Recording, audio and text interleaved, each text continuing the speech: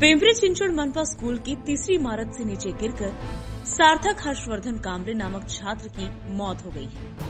पिंपरी चिंचवड पालिका के स्कूल में पर्याप्त सुरक्षा उपायों के अभाव के कारण ये दुर्भाग्यपूर्ण घटना घटी है। सार्थक हर्षवर्धन कामरे एक छात्र है। स्कूल परिसर में खेलते समय तीसरी मंजिल की सीढ़ी की ग्रिल से गिरकर उनकी मौत हो गई।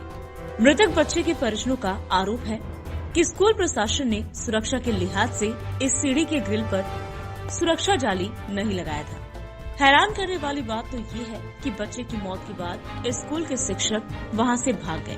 छात्र के परिजनों ने स्कूल प्रशासन पर उचित देखभाल नहीं करने के कारण छात्र की मौत होने का आरोप लगाते हुए स्कूल प्रशासन के खिलाफ कार्यवाही की मांग की है। माझा मुलगा याच वर्षी आलाय शाळेत, इथं 8वीला 7वीला तिकडे काळेवाडीत होता, 8वी पासून इथं आलाय शाळेत आणि नेहमी येतो जातो, काय प्रॉब्लेम नव्हता, काय नव्हता।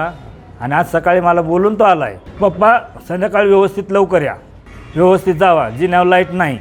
शाळेतून नाही, मला बहिणीचा फोन आला की असं तालेर हॉस्पिटलला बोलवलंय, छोट्याला लागले, जिन्यावरनं पडलाय, डोक्याला लागले म्हणून।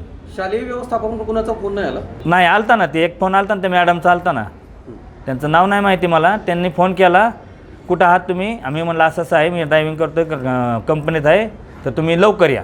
काय नाही, कठोर यांना शिक्षा झालीच पाहिजे, कारवाई करा ना साहेब, आणि माझा मुलगा मला परत द्या। आज सकाळी ही अत्यंत दुर्दैवी आणि आपल्या सगळ्यांनाच हळहळ वाटणारी घटना या ठिकाणी घडलेली आहे।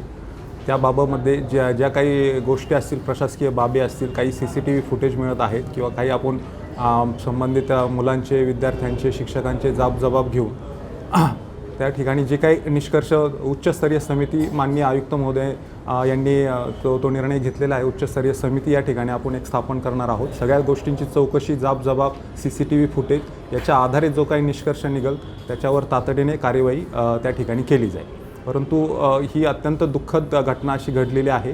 प्रशासन या घटनेमध्ये आपल्या सर्व या पालकांच्या दुःखामध्ये सहभागी आहे आणि निश्चितपणे त्यावर योग्य ती कारवाई पुढे केली जाईल। सार्थक कांबळे, वय वर्ष 14, राहणार काळेवाडी, हा हुतात्मा चाफेकर विद्या मंदिर ह्या शाळेमध्ये इयत्ता 8वीमध्ये शिकत होता।